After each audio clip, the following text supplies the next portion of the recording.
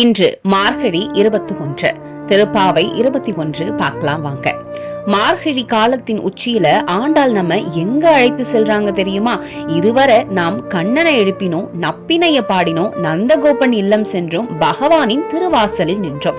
இப்போ நீ யார், உன் பெருமை என்ன, நாங்கள் ஏன் உன் அடியில் வந்து நிற்கிறோம்னு கண்ணனையே நேருக்கு நேர் பார்த்து பேசும் நிலைக்கு வந்துவிட்டோம். திருப்பாவை 21 பகவானின் செல்வம், கருணை, ஆற்றல், ஒளி, வெற்றிகள் அனைத்தையும் நினைவூட்டிக் கொண்டு எங்களை ஏற்றுக்கொள் என்று பணிவுடன் கேட்கும் பாடல் தான் இந்த திருப்பாவை 21.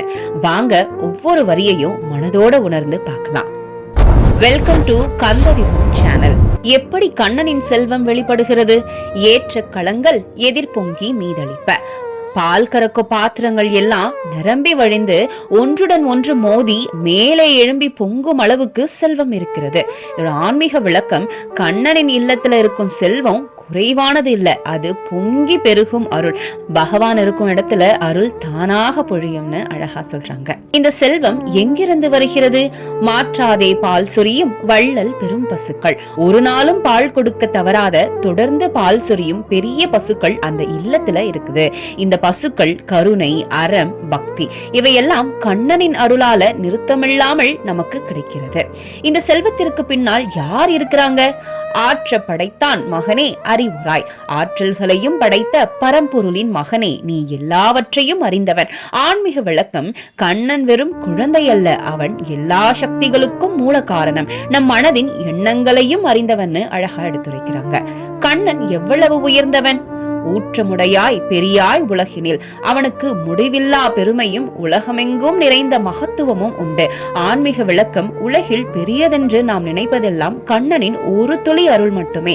அவனே எல்லாவற்றிலும் நிறைந்திருப்பவன் அழகா சொல்றாங்க. கண்ணனை எப்படி அழைக்கிறாங்க ஆண்டாள்?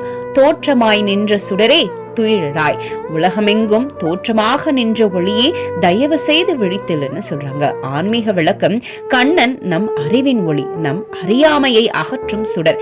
இங்கே தூக்கம் என்பது அவன் தூக்கம் அல்ல, நம் அறியாமையின் தூக்கம். உன் முன்னால் யாராலும் நிற்க முடியுமா? மாற்றார் உனக்கு வழி தொலைந்துன் வாசற்கண்.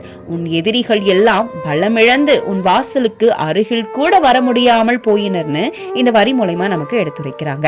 இதோட ஆன்மீக விளக்கம் பாத்தீங்கன்னா, கண்ணனின் முன்னால் அகந்தை, காமம், கோபம், பொறாமை எதுவுமே நிலைக்க முடியாதுன்னு புரிஞ்சுக்கலாம். அப்படி என்றால் நாங்கள் ஏன் வந்தோம்? ஆற்றாது வந்தோன் அடிபணியுமா போலே. தெளிவான விளக்கம் என்னன்னா, வேறு வழி இல்லாமல் உன் திருவடிகளில் சரணடைந்து வந்தோம். ஆன்மீக விளக்கம் பாத்தீங்கன்னா, இது பயத்தால் வந்த சரணம் இல்ல, பூரண நம்பிக்கையால் வந்த சரணம்னு சொல்றாங்க. இறுதியா ஆண்டாள் என்ன செய்கிறாங்க? போற்றியாம் வந்தோம் புகழ்ந்தேலோர் எம்பாவாய், உன்னை போற்றி புகழ்ந்து இந்த நோன்பை நிறைவு செய்ய வந்தோம் அப்படின்னு அழகா இந்த வரி மூலமா நமக்கு சொல்றாங்க. இதோட ஆன்மீக விளக்கம் என்னன்னு பாத்தீங்கன்னா, பக்தியின் உச்சம் கேட்பது இல்லை, கட்டாயப்படுத்துவது இல்லை, புகழ்ந்து நின்று சரணடைவது மட்டுமே என்று எடுத்துரைக்கிறாங்க.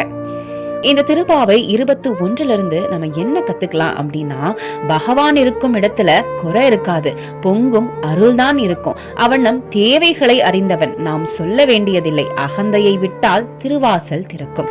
சரணம் என்றால் பயம் அல்ல, நம்பிக்கை. இந்த பாடல் நமக்கு சொல்லிக் கொடுப்பது ஒண்ணுதான், நாம் பெரியவர்களாக மாற வேண்டியதில்லை, அவன் திருவடியில் சிறியவர்களாக மாறினால் போதும். இந்த ஆன்மீக பயணம் உங்களுக்கு பிடிச்சிருந்தா லைக் பண்ணுங்க, ஷேர் பண்ணுங்க, சப்ஸ்கிரைப் பண்ணுங்க. இந்த ஆன்மீக பயணத்துல, இந்த திருப்பாவை பயணத்துல நம்ம தொடர்ந்து நடக்கலாம். நன்றி மக்களே, நன்றி.